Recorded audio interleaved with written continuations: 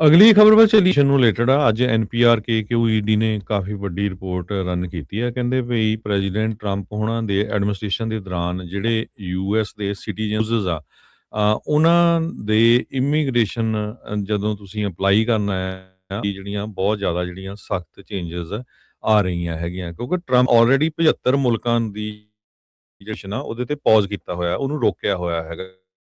ਸੋ ਉਹਦੇ ਵਿੱਚ ਇਹ ਲੋਕ ਵੀ ਆਉਂਦੇ ਆ ਜਿਨ੍ਹਾਂ ਦੇ ਮੈਰਿਜ ਹੋਣੀ ਆ ਉਹਨਾਂ ਮੁਲਕਾਂ ਦੇ ਵਿੱਚ, ਤੇ ਜਿਹੜੇ ਨਾਨ ਯੂਐਸ ਸਿਟੀਜ਼ਨ ਸਪਾਊਸਸ ਹੈਗੇ ਆ, ਉਹ ਕਹਿੰਦੇ ਵੀ ਅਮਰੀਕਨਸ ਲਵਡ ਵਨ ਤੋਂ ਪੂਰੇ ਜਿਹੜੇ ਆ ਇੱਕ ਤਰ੍ਹਾਂ ਦੇ ਨਾਲ ਸੈਪਰੇਟ ਕੀਤੇ ਹੋਏ ਹੈਗੇ ਆ। ਬਹੁਤ ਡਿਫਿਕਲਟ ਆ, ਖਾਸ ਕਰਕੇ ਅਮਰੀਕਨਸ ਨੂੰ। ਉਹ ਜਦੋਂ ਉਹ ਹੋਰ ਮੁਲਕ ਦੇ ਜਿਹੜੇ ਲੋਕ ਆ ਉਹਨਾਂ ਦੇ ਨਾਲ ਆਪਣਾ ਵਿਆਹ ਕਰਦੇ ਹੈਗੇ ਆ। ਐਸ਼ਲੀ ਐਗਜ਼ੀਕਿਊਟਿਵ ਡਾਇਰੈਕਟਰ ਹੈਗੇ ਅਮਰੀਕਨ ਫੈਮਿਲੀ ਯੂਨਾਈਟਿਡ ਦੇ, ਉਹਨਾਂ ਨੇ ਇਹ ਦੱਸਿਆ, ਕਹਿੰਦੇ ਇਹਦੇ ਵਿੱਚ ਟੋਟਲ ਜੇ ਦੇਖਿਆ ਜਾਵੇ 1.4 ਮਿਲੀਅਨ ਲੋਕ ਇਸ ਗਰੁੱਪ ਚ ਆਉਂਦੇ ਜਿਹੜੇ ਆਪਣੀ ਮਦਦ ਮੰਗਦੇ ਹੈਗੇ। ਤਾਂ ਇਸ time already out of you ਜਿਹੜੇ ਸਟਕ ਹੋਏ ਪਏ ਹੈਗੇ ਆ।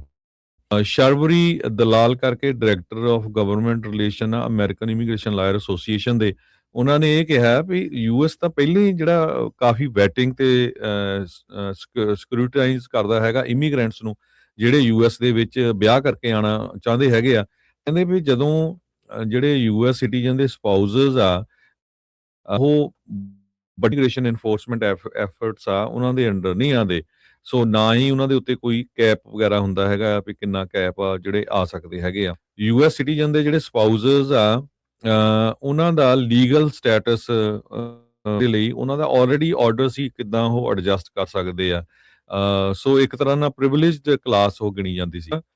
ਇਹ ਸਾਰਾ ਕੁਝ ਚੇਂਜ ਹੋ ਚੁੱਕਾ ਹੈਗਾ ਆ। ਫਾਰਮ I-30 ਜਿਹੜਾ ਹੈਗਾ ਆ, I-130 ਪਟੀਸ਼ਨ ਫॉर ਉਹ ਕਹਿੰਦੇ ਵੀ ਹੁਣ ਕਨਫਰਮ ਨਹੀਂ ਕਰਦਾ ਐਨੀ ਇਮੀਗ੍ਰੇਸ਼ਨ ਸਟੇਟਸ।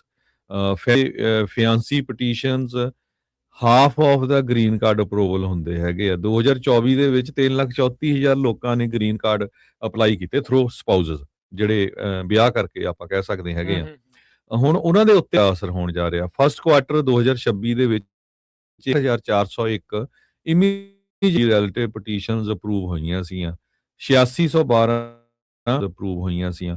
ਸੋ ਇੱਕ ਤਰ੍ਹਾਂ ਨਾਲ ਕਿਓਸ ਬਣਿਆ ਹੋਇਆ। ਕਹਿੰਦੇ ਵੀ ਬਹੁਤ ਜ਼ਿਆਦਾ ਜਿਹੜੇ ਸਿਟੀਜ਼ਨਸ ਉਹ ਘਬਰਾਏ ਹੋਏ ਆ। ਇਹਨਾਂ ਦੇ ਵਿੱਚ ਮਿਲਟਰੀ ਦੇ ਮੈਂਬਰਸ ਵੀ ਆ ਜਿਹੜੇ 70 ਮੁਲਕਾਂ ਦੇ ਲੋਕਾਂ ਦੇ ਨਾਲ ਕਿਸੇ ਨਾ ਕਿਸੇ ਤਰ੍ਹਾਂ ਉਹਨਾਂ ਦਾ ਜਿਹੜਾ ਵਿਆਹ ਕਰਨ ਜਾ ਰਹੇ ਹੈਗੇ ਆ। ਕਿਉਂਕਿ ਇਹਦੇ ਵਿੱਚ ਤਾਂ ਟਰੈਵਲ ਬੈਨ ਹੀ ਸੋ 70 ਮੁਲਕ ਜਿਹੜੇ ਆ ਉੱਥੇ ਰੀਸਟੇਆਂ ਹੈਗੀਆਂ ਆ। ਸੋ ਲੋਕ ਜਿਹੜੇ ਆ ਇਸ ਟਾਈਮ ਇਸ ਇਸ਼ੂ ਨੂੰ ਲੈ ਕੇ ਕਾਫੀ ਜ਼ਿਆਦਾ ਜਿਹੜੇ ਅਪਸੈਟ ਹੁੰਦੇ ਵੀ ਪ੍ਰੋਸੈਸ ਦੇ ਉੱਤੇ ਬਹੁਤ ਵੱਡਾ ਜਿਹੜਾ ਇਹਦਾ ਅਸਰ ਆ ਪੈ ਰਿਹਾ ਹੈਗਾ ਆ। ਸੋ ਅੱਜ ਐਨਪੀਆਰ ਨੇ ਕਾਫੀ ਵੱਡੀ ਰਿਪੋਰਟ ਇਸ ਦੇ ਸੰਬੰਧ ਦੇ ਵਿੱਚ ਛਾਪੀ ਹੈਗੀ ਆ।